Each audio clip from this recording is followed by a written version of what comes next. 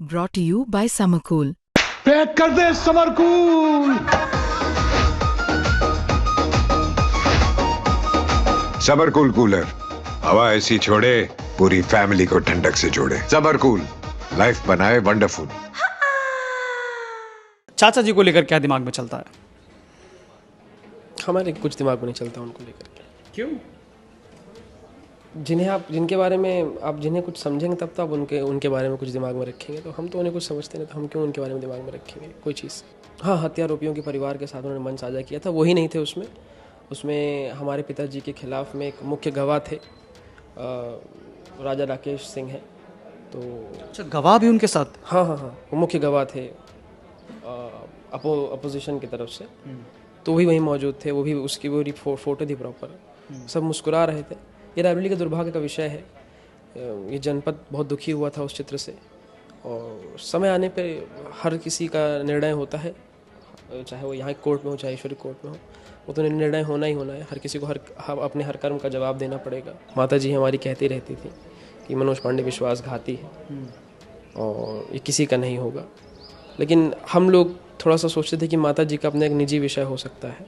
लेकिन जब धीरे धीरे होश संभाला और लोगों के मुख से सुना, लोगों ने बताया कि इस प्रकार से जो है उनकी नीयत है, और फिर कुछ दिन के बाद में जब डिजिटल साक्ष्य हम लोग के सामने आने लग गए, क्योंकि डिजिटल एरा है तो डिजिटल साक्ष्य आते रहते हैं, तो मन बहुत दुखी हुआ। वही बैठ करके उनके छोटे भाई बैठ करके हंसते हैं बैठ करके साथ में, तो बहुत शर्मसार करने वाला विषय भी, बहुत शर्मसार। महाराज जी का जब चल रहा था तो उसके बाद में कुछ देर के बाद में जब महाराज जी का विश्राम था तो फिर विश्राम करने के लिए महाराज जी आए थे। बाकी जब के समय महाराज जी वैनिटी वैन में ही थे। नमस्कार, मैं गौरव कुमार पांडे और इस वक्त यूपी तक की टीम मौजूद है रायबरेली में, क्योंकि यहाँ पर शंकराचार्य कल रात जो है उन्होंने विश्राम किया। और ये जहाँ पर विश्राम किया, आपको दिखा दें जो तैयारियाँ थी, ये घर जो है ये राकेश पांडे, विधायक मनोज पांडे के बड़े भाई राकेश पांडे का घर है। और यहाँ ये पूरी जो तैयारी आप देख रहे हैं, व्यवस्था, ये तमाम व्यवस्था राकेश पांडे के बेटे यश पांडे ने किया, जो कि अभी इस वक्त हमारे साथ मौजूद है। यश, आपका बहुत बहुत स्वागत है यूपी तक पर। बहुत बहुत धन्यवाद, बहुत बहुत तो धन्यवाद। यश, मुझे सबसे पहले ये बताइए कि ये आइडिया आपके दिमाग में कैसा है कि शंकराचार्य जी को जो है घर पर बुलाना, और कैसे आपने मैनेज किया कि उन्हें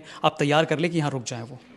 तो जैसे ही हमें जानकारी प्राप्त हुई कि महाराज जी का आगमन होना है रायबरेली जनपद में, और इसी मार्ग से रायबरेली होकर के उन्नाव की तरफ महाराज जी प्रस्थान करेंगे, तो हमने तत्काल छोटे महाराज जी को फ़ोन लगाया। हमने कहा कि किसी प्रकार से हाँ, हमें ये सौभाग्य चाहिए कि महाराज जी का आगमन हमारे घर निज आवास पे हो, उनके चरण हमारे आवास से पड़े और हम पर कृपा बरसे। तो ये कैसे कैसे क्या तैयारियां की आपने? मतलब हम देख रहे हैं कि बाकायदा शानदार जो है आपने व्यवस्था सभी साधु संत जो उनके साथ चल रहे हैं उनके लिए किया है। उनके भी क्या महाराज जी वैनिटी वैन में ही सो रहे थे रात भर? महाराज जी का जब चल रहा था तो उसके बाद में कुछ देर के बाद में जब महाराज जी का विश्राम था तो फिर विश्राम करने के लिए महाराज जी आए थे। बाकी जब के समय महाराज जी वैनिटी वैन में ही थे। अच्छा। जी हाँ। तो कैसा लग रहा है पूरे परिवार को अभी महाराज जी को देखकर?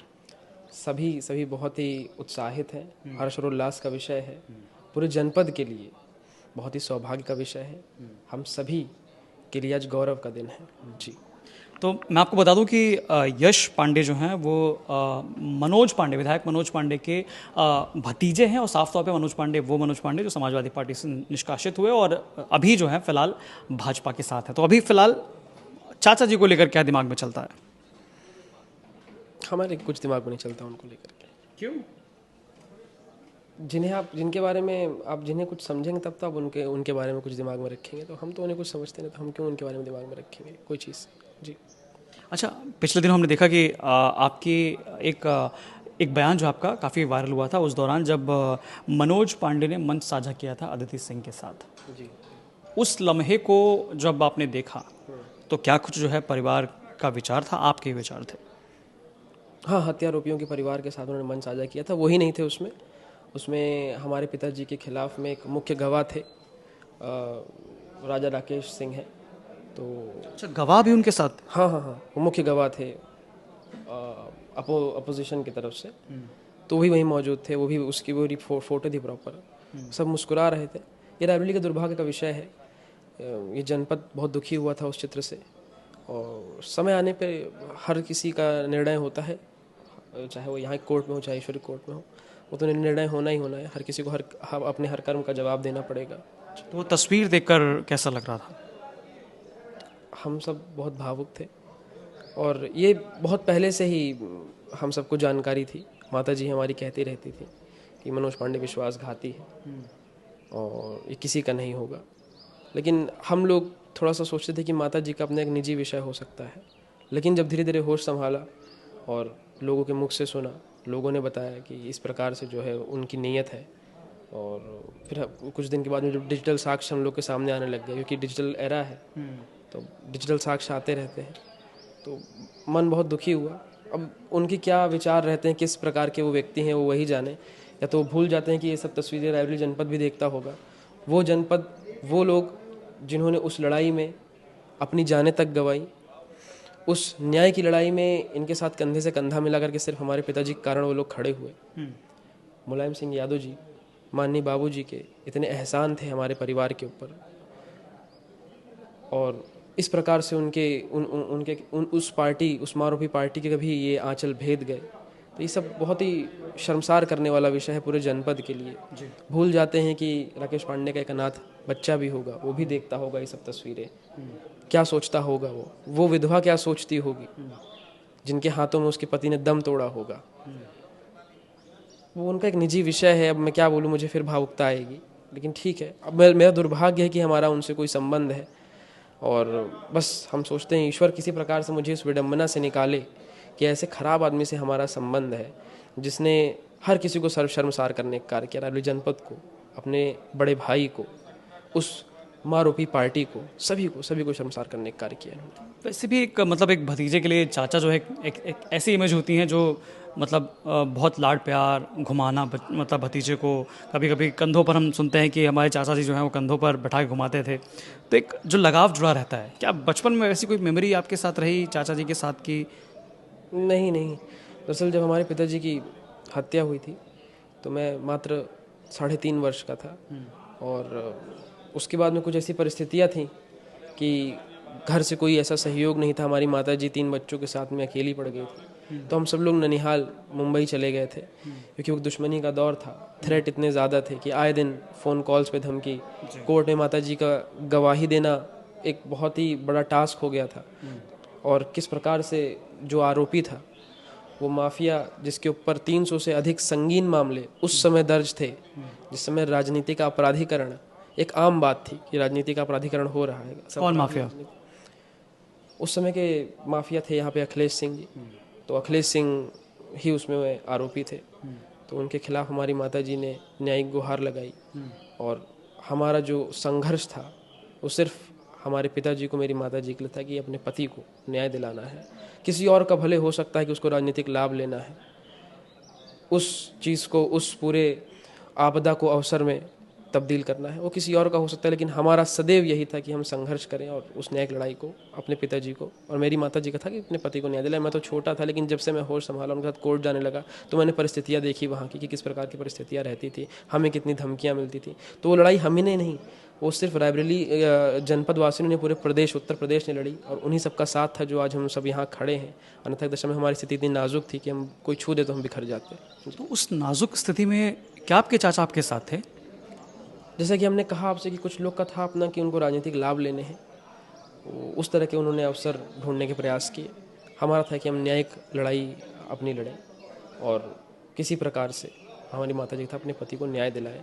वो आपको पता है कि आज के इस समय में न्याय मांगना पड़ता है, दरवाजे खटखटाने पड़ते, कोई न्याय देता नहीं। तो उन्होंने दर दर भटक भटक करके, किस प्रकार से वकीलों को करके, किस प्रकार से गवाहियाँ देने गई, किस प्रकार से और लोग को गवाह उन्होंने तैयार किए, किस प्रकार से उन्होंने सब चीज़ों का पूरा प्रकरण के एविडेंस से ले करके कैसे कैसे क्या क्या चीज़ें हो रही हैं। उस औरत के लिए सोचिए आप, उस व्यक्ति के लिए जिसके पिता मास्टर रहे हों, लेक्चरार रहे हों, जिन्हें सिर्फ कानून के विषय में जो ज्ञान है वो सिर्फ किताबी पन्नों में उन्होंने देखा हो, तो जब धरातल पर उतर के उनको लड़ना पड़ा तो एक बड़ा संघर्ष करता था। साथ में 3 छोटे बच्चे थे, तो हम तो कभी सोचते तो हम भावुक हो जाते हैं कि आज भी उनको ये दिन देखना पड़ता है कि एक तस्वीर आती है जिसमें आप हृदय से सोच के देखिए कि उस विधवा पे क्या बीतती होगी, कि जब वो देखती है कि वही सब गवाह जिनके खिलाफ में पूरे जनपद ने लड़ाई लड़ी, पूरा रायबरेली एक तरफ हो गया था कि गलत हो गया है, और आज सब वही बैठ करके, उनके छोटे भाई बैठ करके हंसते हैं बैठ करके साथ में। तो बहुत शर्मसार करने वाला विषय है, बहुत शर्मसार करने वाला विषय है। तो अभी फिलहाल जैसे परिवार अभी भी क्या इनसे जूझ रहा है इस मामलों से या इन तस्वीरों से, या ऐसी खबरें सुनने के बाद, या फिर अब आप लोग निकल चुके हैं, उभर चुके हैं आप लोग? वो एक ऐसी क्षति थी हम पर कि हम इस जीवन में तो नहीं निकल पाएंगे। प्रयास है कि धीरे धीरे चीज़ों को सुनिश्चित किया जाए। जो पिताजी का एक सेवा भाव था, सेवा रथ था, उसको आगे बढ़ाया जाए। सैद्धांतिक लड़ाई जो थी उनकी, उसी प्रकार से हम लोग भी उसी मार्ग पे प्रशस्त रहें, आगे बढ़ें। बाकी वो चीज़ें तो वो काली रात्रि कभी भूली नहीं जा सकती। वो क्षति ऐसी कि वो कभी पूर्ण नहीं हो सकती। और बस हम लोग को इस दुख के साथ जीना है पूरे जीवन भर, और प्रयास करेंगे कि अब ऐसी सारी चीज़ें तो इस संसार में होती ही रहती हैं, ऐसे सारे पाप होते रहते हैं, लेकिन हमें अपने को मजबूत रखना है। अच्छा, यहाँ ज़िले भर में एक और चीज़ चर्चा है, मतलब एक तरह से इसको ये भी देखा जा रहा है कि क्या ये जो ठहराव है शंकराचार्य जी का, क्या ये पॉलिटिकल है या फिर आपने प्रयास किया और ये आपकी जो श्रद्धा है इसलिए वो यहाँ पर पहुँचे? कोई चीज़ पॉलिटिकली यहाँ पे नहीं है, यहाँ पे सिर्फ श्रद्धा भाव है। महाराज जी के प्रति हमारा सबका समर्पण है। हम लोग महाराज जी के साथ में काफ़ी समय से हम लोग उनके चीज़ों के, उनकी वाणी के, उनके आदेशों पर अमल करते हैं और सदैव सदैव हम लोग समर्पित रहते हैं। तो ये सब कुछ महाराज जी की ही आशीर्वाद से हुआ है, उन्हीं के दिशा निर्देश से हुआ है, और उन्हीं के ही कर कमलों द्वारा, उन्हीं के ही आशीर्वाद से सब कुछ संपन्न सकुशल हो रहा है। तो अभी आप लोग क्या करने वाले हैं, अभी क्या कार्यक्रम है? बस पादुका पूजन की सब तैयारी चल रही है। अभी महाराज जी का इसी कक्ष में जो है महाराज जी का पादुका पूजन होगा। उसके बाद में कुछ देर महाराज जी सब समर्थक गणों से अपने 2 बातें रखेंगे जी, और उसके बाद महाराज जी उन्नाव की तरफ प्रस्थान करेंगे। शुक्रिया, हमारे साथ बात करेंगे। तो हमारे साथ यश पांडे थे जो साफ तौर पे बता रहे हैं कि अभी कुछ देर में ही जो है यहाँ पर पद पूजन यहाँ शंकराचार्य जी का होगा। पूरा जो पांडे परिवार है वो एक साथ मिलकर यहाँ पर उनकी जो है पूजा करेगा, उनके पैर धोए जाएंगे और उसके बाद यहाँ पर आकर वो कुछ छोटा मैसेज देंगे। उसके बाद यहाँ से लखनऊ की तरफ वो आगे प्रस्थान करेंगे, अपनी जो धर्म युद्ध की यात्रा है उसे जो है यहाँ से शुरू करेंगे। बाकी तमाम जानकारी, लेटेस्ट अपडेट्स के लिए आप जुड़े रहिए यूपी तक के साथ। धन्यवाद।